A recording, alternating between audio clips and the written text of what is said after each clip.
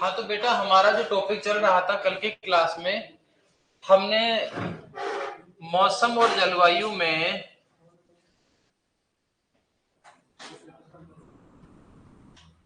हमने जो topic start किया था उसका नाम था मौसम और जलवायु। मौसम क्या होता है, जलवायु क्या होती है, ये बातें हमने पढ़ ली थी। और इसके बाद में हमने इसके अंदर वायुमंडल स्टार्ट किया था। क्या स्टार्ट किया था? और फिर हम लोगों ने वायुमंडल जो है, उस वायुमंडल की जो चार परतें हैं, या फिर यूं कहें तापमान के आधार पर उसको चार परतों में हमने बांटा। वो परतों में बांटने वाला जो वर्गीकरण था वो भी हमने पढ़ लिया था। पढ़ा था कि नहीं पढ़ा था? इसके बाद हमने स्टार्ट किया था कि जो वायुमंडल है उसके कुछ अवयव होते हैं। क्या होते हैं? और वायुमंडल के जो अवयव है, उन अवयवों के अंदर हमने पहला अवयव पढ़ लिया था पवन। क्या पढ़ लिया था? और दूसरे नंबर पे हमने दाब पढ़ लिया था। क्या पढ़ लिया था? यानी हमने वायुमंडलीय जो दाब होता है इसके बारे में भी हमने अध्ययन कर लिया था। सही बात है यहाँ तक? अगर अब हम बात करें तो इसी के नेक्स्ट क्रम में हम बात करें तो अगले जो कुछ अवयव है उनके बारे में हमको करना है अध्ययन। क्या करना है? तो पहला, या यूं कहें तीसरे नंबर पर आज का पहला, और वैसे तीसरे नंबर के अवयव की अगर हम बात करें तो आज हम ले लेते हैं। बताओ किसको पढ़ेंगे आज? बताओ क्या पढ़े? हाँ जी, चलो आज ताप पढ़ लेते हैं। क्या पढ़ लेते हैं? तापमान।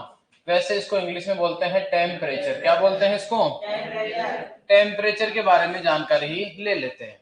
देखो, तापमान के मापन की बात करें, तापमान की किसकी बात करें? तो तापमान का जो मापन जिस यंत्र से करते हैं उस यंत्र का नाम होता है थर्मोमीटर। क्या नाम होता है? क्या नाम होता है? थर्मोमीटर। और याद रखना, इसी थर्मोमीटर को कहा जाता है तापमापी। क्या कहा जाता है इसी को हिंदी में? इसी को हिंदी में कह देते हैं तापमापी, जो तापमान का मापन करती है, या बोल देते हैं थर्मोमीटर। क्या बोल देते हैं? इसी कड़ी में अगर हम आगे बढ़ते हैं तो जो थर्मोमीटर होते हैं ये भी दो प्रकार के होते हैं। कितने प्रकार के होते हैं? थर्मोमीटर के दो प्रकार में पहला जो प्रकार होता है वो तो होता है उच्च तापमापी। क्या होता है? उच्च तापमापी। और उच्च तापमापी, उच्च को बोलते हैं, देखो उच्च यानी मैक्सिमम। क्या बोलते हैं? क्या बोलते हैं?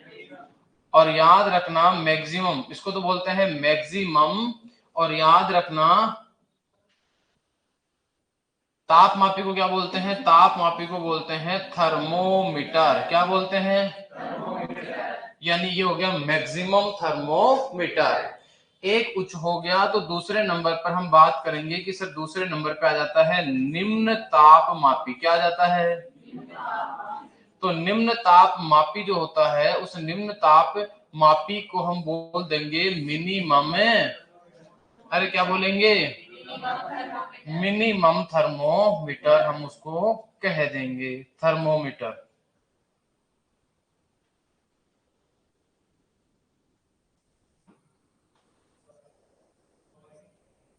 क्लियर है? अब ध्यान देना, जैसे मान लीजिए ये एक तापमापी है। ये क्या है? एक और तापमापी के इस तरह से नीचे की तरफ एक घुंडी होती है। नीचे की तरफ क्या लगी रहती है? एक घुंडी लगी होती है। और याद रखना ये जो नीचे वाला भाग होता है ना, यहाँ पर क्या होता है कि कोई ना कोई यहाँ पर उच्च या निम्न तापमान में अलग अलग चीजें भरी जाती है। यहाँ भरा रहता है पारा। क्या भरा रहता है? इसके अंदर हम भर देते हैं Hg, जिसको कहा जाता है पारा। क्या कहा जाता है? पारा या मरकरी। क्या बोलते हैं? देखो कि हर एक तत्व में गुण होता है कि जैसे ही वो ऊष्मा को अवशोषित करता है उसके आयतन में प्रसार होता है। आयतन में क्या होता है? जैसे मान लीजिए लोहे को गर्म करोगे तो उसका आयतन बढ़ेगा घटेगा? किसी भी चीज को गर्म करने पर उसका आयतन बढ़ता है घटता है? इसका मतलब पारा गर्म होगा तो पारा का भी तो आयतन क्या होगा? पारा एक ठोस धातु है, द्रव धातु है? हाँ, बहुत बढ़िया, द्रव धातु है। यानी जैसे ही पारा को, जैसे इस थर्मामीटर को, इस पे क्या होता है, यहाँ पर काउंटिंग लिखी रहती है, गिनती लिखी हुई रहती है। ये ग्लास कांच का बना होता है। किसका बना होता है? कांच का। इसको डॉक्टर आपके मुंह में जीभ के नीचे दबाता है, थोड़ी देर के बाद निकालता है और निकाल के आपको बता देता है कि आपको इतना बुखार है। बताओ डॉक्टर को कैसे पता चला? तो उसकी बात करते हैं। जब उसने आपके मुंह में इसको डाला तो याद रखना इस गुंडी के अंदर काले रंग का पारा भरा होता है और ये धीरे धीरे होता है गर्म। गर्म होने से इसका आयतन क्या होता है, बढ़ता है। जब ये फैलेगा तो सीधी सी बात है इसके अंदर खाली जगह होती है, उसमें ऊपर की तरफ बढ़ेगा। कहाँ की तरफ बढ़ेगा? तो हमने देखा कि पारा गर्म होकर यहाँ तक बढ़ गया है, यानी डॉक्टर देखेगा कि कहां तक आ गया है पारा, बोले यहाँ तक। यहाँ जितना लिखा हुआ आता है वो आपको बता देता है कि इतना आपके टेम्परेचर हो गया, इतना डिग्री आपको बुखार है। समझ गए? कोई दिक्कत है इसमें? यानी कि यहाँ क्या भरा हुआ है, पारा। तो अगर आपको ये पूछे कि उच्च तापमापी के अंदर क्या भरा रहता है तो आप क्या कहोगे? आप कहोगे Hg, या जिसको कहेंगे पारा भरा रहता है। क्या भरा रहता है? पारा भरा रहता है। सेम ऐसा ही आता है निम्न तापमापी। क्या आता है? लेकिन फर्क इतना सा है कि जो निम्न तापमापी होता है उस निम्न तापमापी के अंदर अगर हम बात करें तो उसके अंदर पारा नहीं होता है। उसके अंदर अगर हम बात करें तो उसमें भरी होती है एल्कोहल। क्या भरी होती है? जैसे आपको भरी हुई दिख रही होगी। एल्कोहल ठंडा होता है तो कोई भी चीज ठंडी होती है तो उसका आयतन क्या होता है, सिकुड़ता है। क्या होता है? और जैसे ही आयतन सिकुड़ता है, इसमें भरा होता है एल्कोहल, तो जैसे ही आयतन सिकुड़ता है तो आयतन जैसे सिकुड़ेगा तो खाली हुआ यहाँ से दिखेगा नहीं दिखेगा आपको? अरे सिकुड़ने का मतलब यहाँ आ जाएगा, यहाँ से पीछे से खाली हो जाएगा नहीं हो जाएगा? तो आयतन क्या हो रहा है, सिकुड़ रहा है। समझ गए? इसका मतलब अगर आपको गलती से भी ये पूछ ले कि बताओ बेटा निम्न तापमापी जो होती है उस निम्न तापमापी के अंदर क्या भरा रहता है, तो आप आंख बंद करके कह देना कि इसमें क्या भरा होता है, इसमें एल्कोहल। क्या भरा होता है? एल्कोहल भरा रहता है। एल्कोहल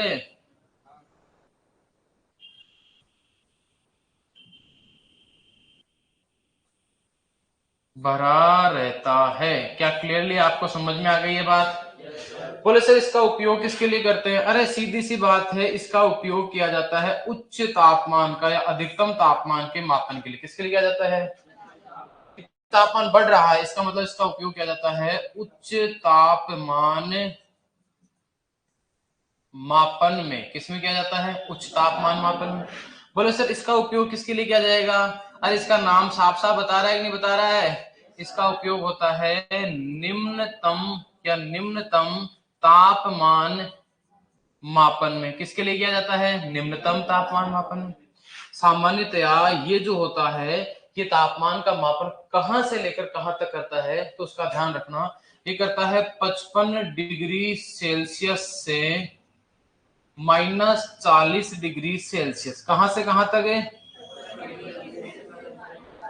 बोले सर ये कहां से कहां तक करता है? अरे सेम यही है। देखो 55 में से 5 घटा लो, कितने घटा लो? तो कितने बच गए? ये लो 50 डिग्री सेल्सियस से। बोले सर कहां तक करेगा? जो घटाया वो उसको दे दो। कितने हो गए? लेकिन 45 किसके? माइनस के 45 डिग्री सेल्सियस। क्या उच्च तापमापी और निम्न तापमापी समझ में आया?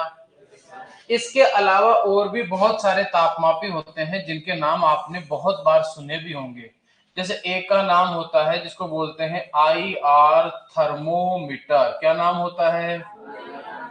जैसे वर्तमान में आपने इसका बहुत सारा उपयोग होते हुए देखा होगा। IR का मतलब होता है इंफ्रारेड थर्मोमीटर। क्या काम है इसका? देखो, हाँ बेटा, हाँ। अब देखो पादप की पत्ती है, वो पत्ती कितनी गर्म है आप थर्मामीटर लगा के तो देखोगे नहीं। तो होता क्या है, आपने एक इंस्ट्रूमेंट देखा होगा ऐसे बंदूक के जैसा। आपने आजकल कोविड जब आया तो आपकी यहाँ लगाई होगी सीधे से। आप हॉस्पिटल में गए तो यहाँ ऐसे किया होगा, बता दिया होगा आपका तापमान कितना है। बताया कि नहीं बताया? अरे बंदूक के बनावट जैसा देखा होगा ना। या अलग अलग प्रकार की डिजाइन हो सकती है, लेकिन आपने देखा होगा कि उसमें जैसे ही बटन दबाए थे तो अंदर से एक रोशनी निकली थी और आपके टकरा कर वापस से अंदर लौटी और अंदर जाके बता देती है कि तापमान वहां कितना है। ज्यादातर जो सैटेलाइट होते हैं ना आसमान में, वो भी क्या करते हैं, ऊपर से रेडिएशन छोड़ते हैं, पृथ्वी से वो टकराती है, वापस से लौटती है, तो वो उनको जाके बताती है कि नीचे का तापमान कितना है। सामान्यतया जैसे एक खेत है और उस खेत में आप ये जानना चाहते हो कि पौधे की पत्तियां कितनी गर्म है, तो किसका उपयोग करते हैं? IR थर्मोमीटर का। तो इसका सामान्यतः उपयोग किया जाता है पादपों की पत्तियों के तापमान में। किसके लिए किया जाता है? पादपों की पत्तियों के तापमान मापन में इसका उपयोग किया जाता है। यह भी पूछा जाता है कि पौधे की पत्तियों का ताप किससे मापते हैं, तो IR थर्मोमीटर, इंफ्रारेड, इसका मतलब होता है इंफ्रारेड थर्मोमीटर। क्या नाम होता है? इसके अलावा एक थर्मोकपल भी होता है। क्या नाम होता है? थर्मोकपल। क्या नाम होता है? थर्मोकपल। वैसे इसको बोलते हैं थर्मोकपल, जिसका मतलब होता है, कपल का मतलब क्या होता है? जोड़ा। बड़ा पता है तुमको है। अभी थर्मो पूछ लेता, बोले थर्मो क्या होता है, तो ऐसे मुंह बना लेते बिल्कुल छोटा सा और चुपचाप बैठ जाते। और जैसे कपल बोला, सट से बता दिया, जोड़ा। देखो, अगर कम वाले का और ज्यादा वाले का एक ही जोड़ा बना दे, क्या बना दे? एक ही।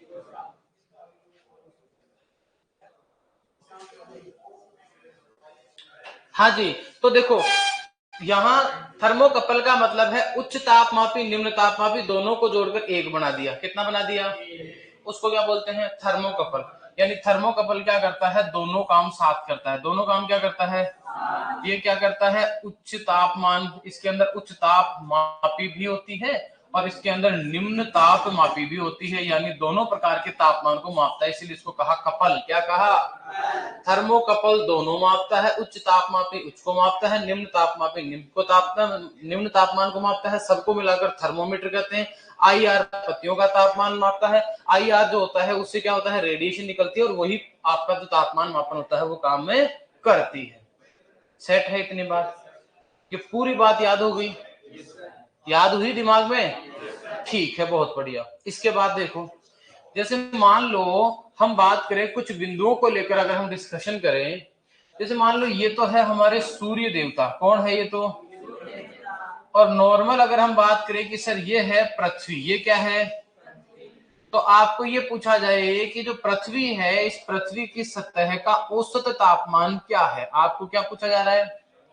औसत का मतलब है कि बेटा देखो, कहीं पर बर्फ जमी हुई है तो हो सकता है माइनस में भी हो, कहीं पर गर्मी पड़ रही है तो प्लस भी हो सकता है, कहीं बारिश हो रही है तो बीच का भी हो सकता है। तो उच्च निम्न मध्यम सारे प्रकार के तापमानों को मापकर हमने क्या किया? एक औसत तापमान निकाला है। क्या निकाला हमने? एक औसत तापमान।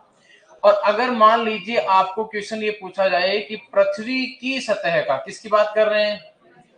पृथ्वी की सतह का औसत तापमान की अगर हम बात करें तो यहाँ का औसत तापमान होता है प्यारे बच्चों कितना? 15 डिग्री सेल्सियस। कितना होता है? 15 डिग्री सेल्सियस। केवल कितना होता है? 15 डिग्री सेल्सियस। उसी तरीके से मान लो आपको ये कहे कि चलो इस सूर्य की सतह का तापमान बताओ, कहाँ का बताओ? तो सूर्य की सतह का औसत तापमान होता है 6000 डिग्री सेल्सियस। कितना होता है? और पृथ्वी की सतह का कितना था? देखो 15 डिग्री सेल्सियस ही है पृथ्वी की सतह का। जब ये 15 45 हो जाता है, कितना हो जाता है? 45। तो हम करने लग जाते हैं हाई तोबा, हाई तोबा, AC भी फेल, कूलर भी फेल, मर गए आज तो भाई। करते हैं कि नहीं करते हैं? 45 जाते जाते तो AC भी फेल कर जाता है। इतनी भयंकर गर्मी हो जाती है कि कूलर का कोई मतलब नहीं होता है। गलती से अगर आपने रोटी सेक के बाहर रख के आ गए तो सिक्कर तैयार हो जाती है। यही होता है ना? हाँ, बेल कर बाहर रख दे तो सिक अपने आप जाती है। गलती से किसी ने चने बाहर छोड़ दिए तो चने नहीं मिलते, भूंगड़े मिलते हैं। तो कहने का मेरा मतलब है पृथ्वी का केवल 15 है, लेकिन यहाँ का कितना है? बहुत ज्यादा है। बहुत क्या है? इसकी सतह पर कोई भी चीज जा नहीं सकती या हम पहुंचा नहीं सकते, तापमान ही इतना ज्यादा है। इसका मतलब अगला क्वेश्चन बन जाता है। अब देखो कुछ मेरे रसगुल्ले क्या है, बहुत फ्रूटफुल टॉक कर रहे हैं, बातें कर रहे हैं अच्छी वाले। अभी देखना, आपको बताएंगे, जवाब देंगे, जो बोल रहे हैं ना वो जवाब देंगे। सुनना, हम बात कर रहे थे पृथ्वी की सतह, सॉरी सूर्य की सतह का औसत तापमान कितना होता है? बोले इसका होता है सर 6000 डिग्री सेल्सियस। ये दोनों तो मैंने बता दिए। अब पूछूंगा इनसे। किससे पूछूंगा? इनसे। अब देखना जवाब देंगे। और जवाब नहीं देंगे तो पता है आपको क्या होगा? जो जो जवाब नहीं देंगे वो खड़े हो जाएंगे। फिर जैसे मान लो दो मित्र खड़े हो गए, दोनों को जवाब नहीं आया, दोनों एक दूसरे के रेपटा मारेंगे और बैठ जाएंगे। अब बात करो, फुल छुट्टी है। क्या हुआ? मोए मोए? क्या हुआ, मोए मोए हो गया? चलो देखो इधर ध्यान दो, कोई बात नहीं, मोए मोए कर देंगे, टेंशन मत लो। आगे हम बात करते हैं कि अगर कोई पादप मिट्टी से पानी का अवशोषण करता है, किसका अवशोषण करता है, या पोषक तत्वों का अवशोषण करता है, किसका अवशोषण करता है, तो हम ये कहना चाहते हैं कि पानी और पोषक तत्वों का अवशोषण सबसे ज्यादा किस तापमान पर होता है। या फिर कोई भी पौधा प्रकाश संश्लेषण करता है, क्या करता है, तो हम ये कहना चाहते हैं कि जो प्रकाश संश्लेषण होता है, प्रकाश संश्लेषण हेतु उपयुक्त तापमान कितना होता है। कहने का मतलब है कि कितने तापमान पर सबसे ज्यादा प्रकाश संश्लेषण होता है। या फिर हम क्या कहना चाहते हैं, हम ये पूछना चाहते हैं कि सर पादप पानी का अवशोषण कब करते हैं, पादपों द्वारा पानी तथा पोषक तत्वों का क्या होता है, पोषक तत्वों के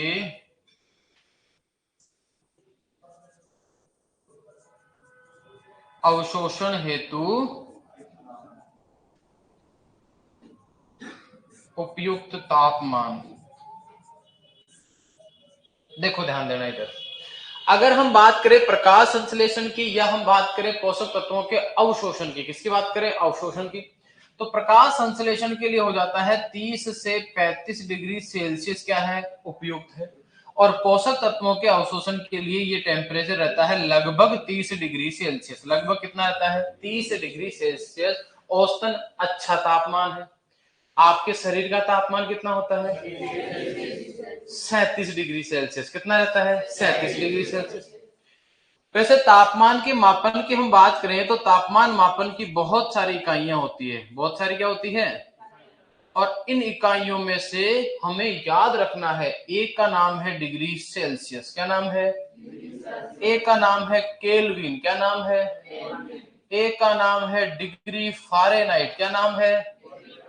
कितनी इकाइयां याद रखनी है, तापमान मापन की तीनों इकाइयां आपको याद रखनी है। एक क्या है, डिग्री केल्विन, और बोले सर एक चीज और बता दो, पूछ लो बेटा, क्या पूछ रहे थे। देखो एक चीज ये है कि सर मान लो हमें कोई तापमान डिग्री सेल्सियस में दिया हुआ हो, किसमें दिया हुआ हो, आपने तो ये तो कह दिया कि मनुष्य के शरीर का तापमान 37 डिग्री सेल्सियस है। सर गलती से एग्जामिनर यूं पूछ ले तो कि बताइए मनुष्य के शरीर का तापमान कितना केल्विन होता है, हमारी तो नहीं है, लुट जाएगी, हमने तो सेल्सियस में याद कर लिया। अब या तो हम यूं करें कि सेल्सियस में अलग रटे, फिर केल्विन में रटे, और फिर फारेनहाइट में रटे। सर इतना तो नहीं हो पाएगा, क्वेश्चन ही छोड़ देंगे हम। क्या छोड़ देंगे, ना क्वेश्चन छोड़ना है और ना ही रट्टा मारना है। अरे डिग्री सेल्सियस में जब आप 273 जोड़ते हो, कितना जोड़ते हो, तो वो बन जाता है, ध्यान रखना, केल्विन। क्या बन जाता है, यानी कि जो भी सेल्सियस डिग्री सेल्सियस आपको याद हो उसमें 273 जोड़ दोगे, पक्का, कोई दिक्कत नहीं है इसमें। फिर आगे बढ़ जाए वापस से, ओके डन। मान लो आपको फारेनहाइट वाला याद करना है, किसका याद करना है, कि सर फारेनहाइट वाला करना है। अब क्या करें, अरे कुछ नहीं करना, डिग्री सेल्सियस जो होता है उसको मल्टीप्लाई कर दो 5/9 से, किससे कर दो, और कितना जोड़ दो उसमें, 32, कितना जोड़ दो उसमें, 32 उसके अंदर ऐड कर दीजिए, कितना ऐड कर दीजिए, 32।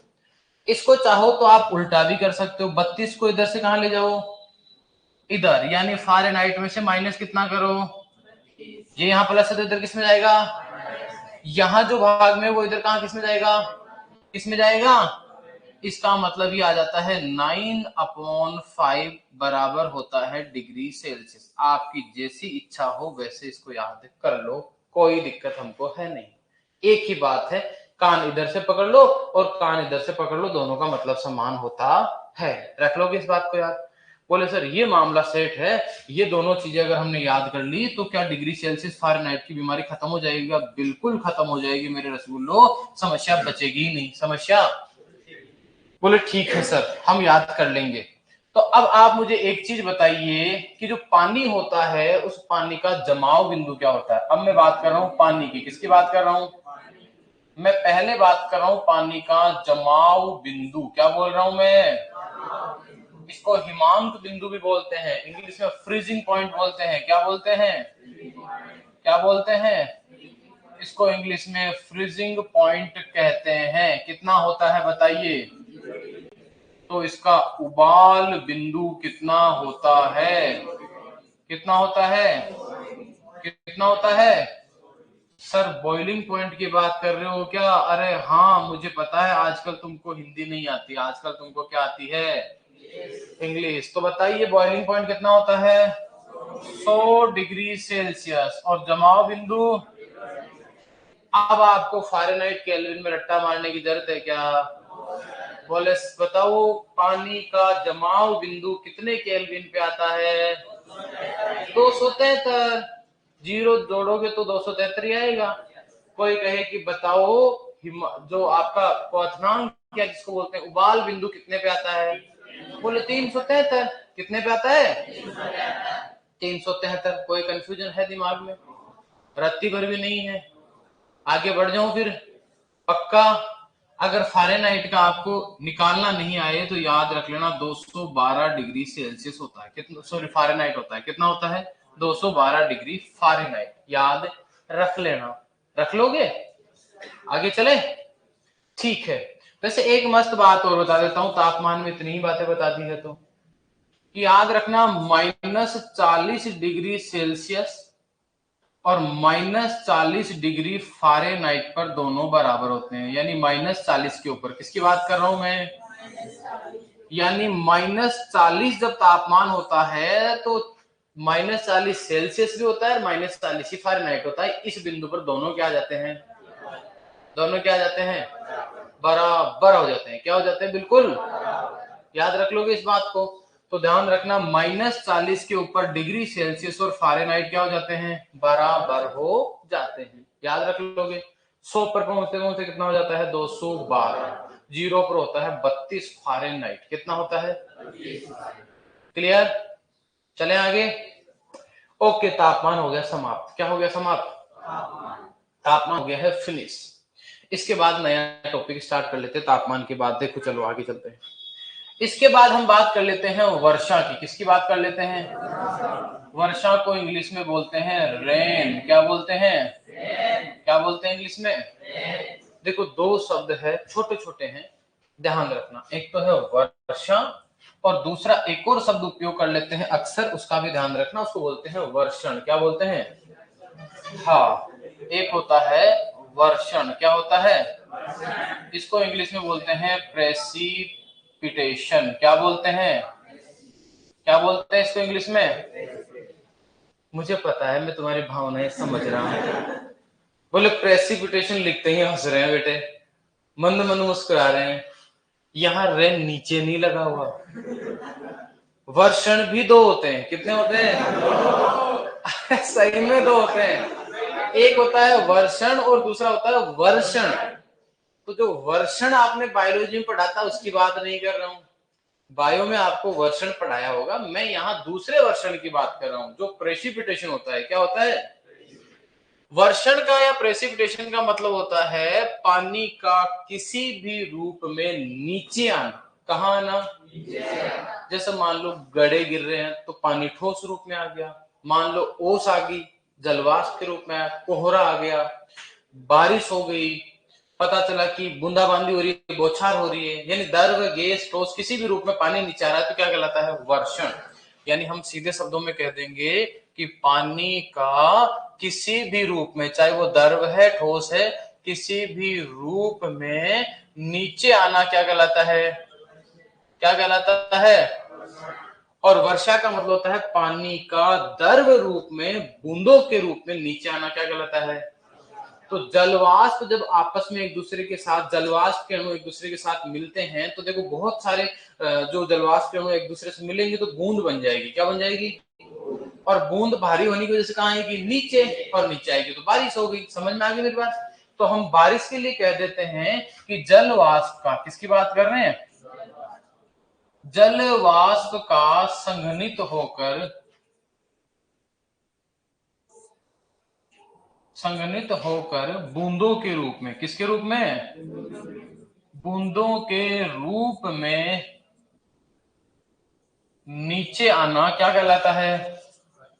क्या कहलाता है? बहुत बढ़िया, वर्षा कहलाता है। क्या कहलाता है?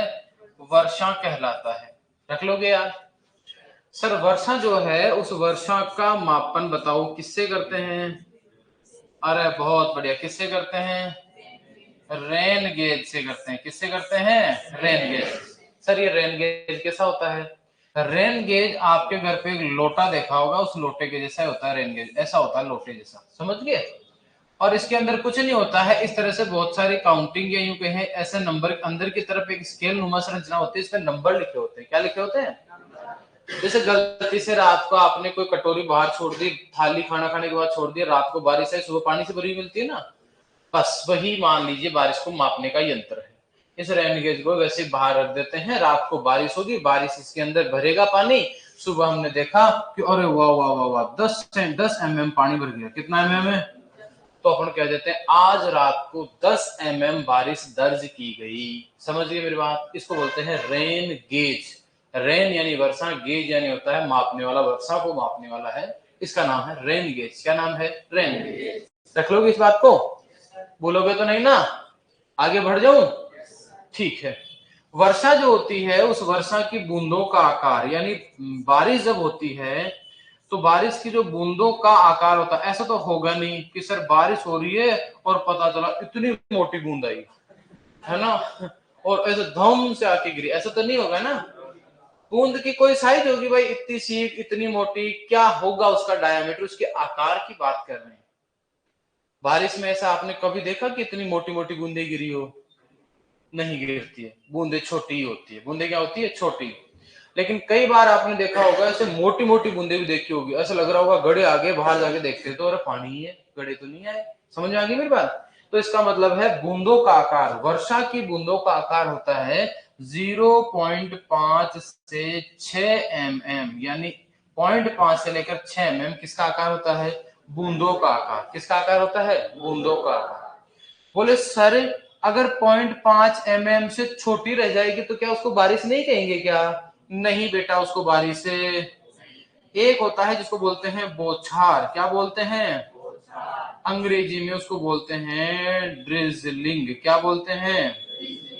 हाँ, एक बच्चे को मैंने कहा कि बताइए 0.5 से mm से कम बूंदों का आकार है तो उसको क्या कहेंगे, तो उसने इसे ड्रिजलिंग को बेटा डार्लिंग पढ़ लिया। क्या पढ़ लिया? तुमको नहीं पढ़ना है, ये बौछार या फिर क्या है? ड्रिजलिंग। घर पे आपने अक्सर देखा होगा कि बारिश के दिनों में 2-4 दिन तक ऐसे छोटे छोटे फुहारे गिरते हैं, घर वाले बोलते हैं झड़ लग रहा है। क्या लग रहा है?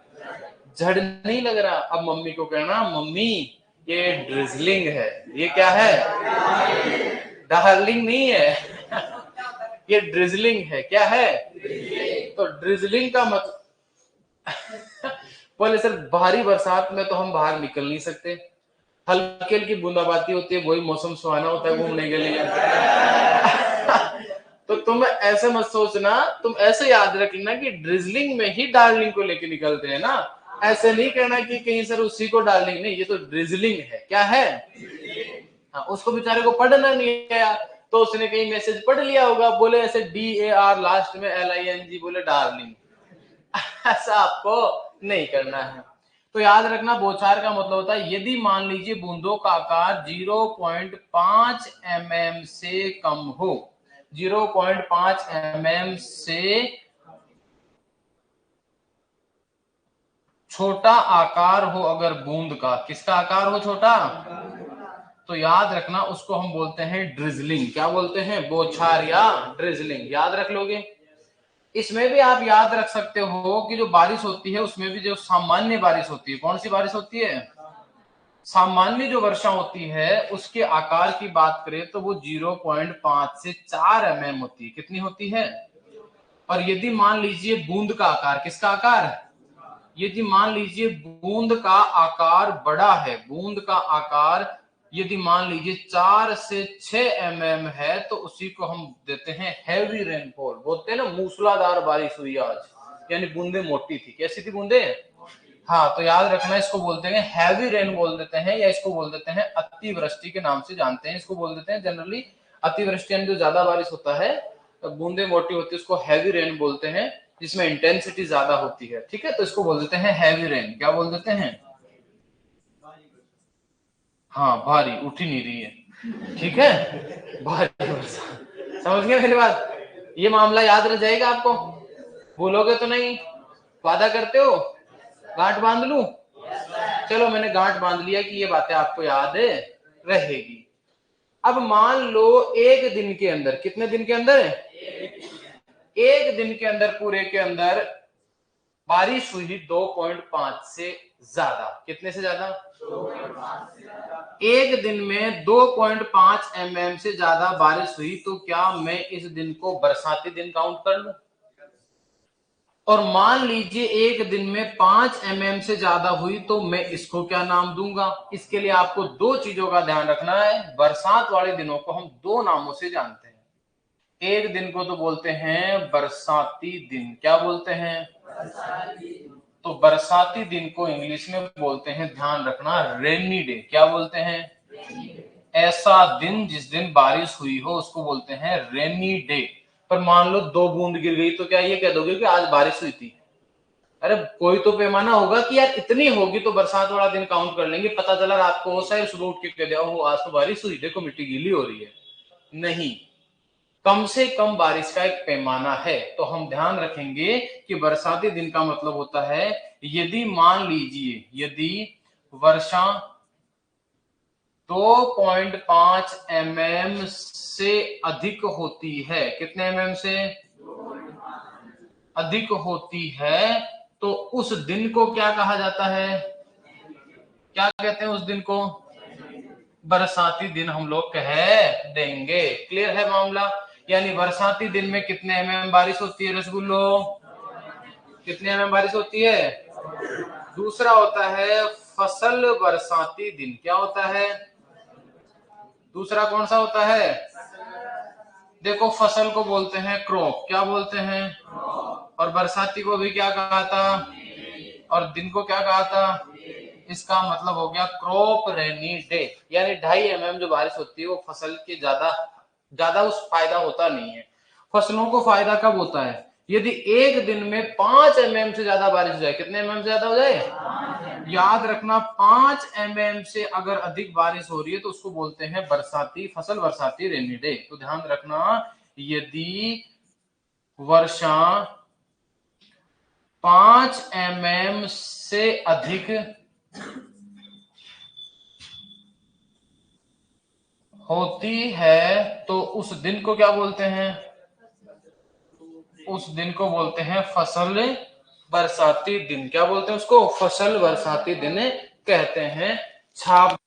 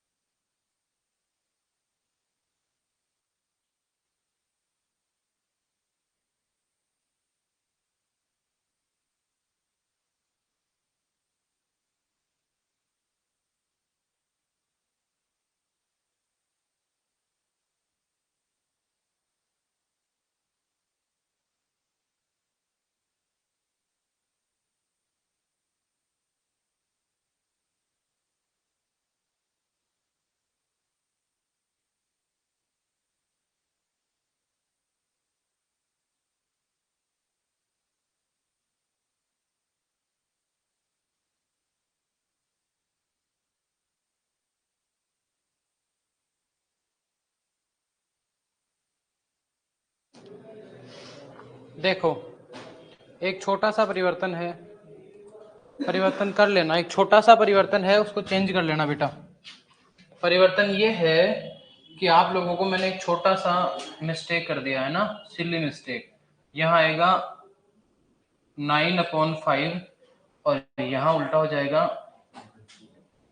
5/9। ठीक है, ये चेंज कर लेना एक छोटा सा। Okay, all done. हाँ बेटा, आगे कर दे। ये चेंज कर लेना है ना, यहाँ ये चेंज कर लेना और यहाँ ये वैल्यू चेंज कर लेना बेटा, है ना। उल्टा उल्टा करा दिया था मैंने, इसको चेंज कर लेना।